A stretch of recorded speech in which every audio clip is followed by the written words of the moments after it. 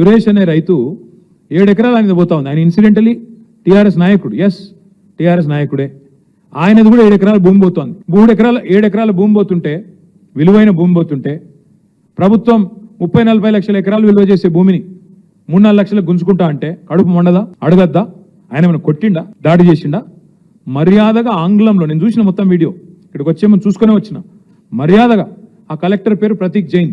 ప్రతీక్ జైన్ తెలుగు వస్తుందో రాదో అన్న ఉద్దేశంతో హిందీలా ఇంగ్లీష్లా సురేష్ మంచిగా సంజాయించి చెప్తున్నాడు. సార్ అట్లా కాదు, ఇట్లా మీరు ఎందుకు తీసుకుంటున్నారు అని సంజాయించి చెప్పిండు తప్ప దాడి చేసిండా? చాలా పద్ధతిగా, సార్ భూసేకరణ అక్కడైతే మీటింగ్ ఇక్కడ ఎందుకు పెడుతుంది సార్, మీరు రైతులను కలవండి సార్, చాలా మర్యాదగా సంయమనంతో సురేష్ గారు మాట్లాడినారు.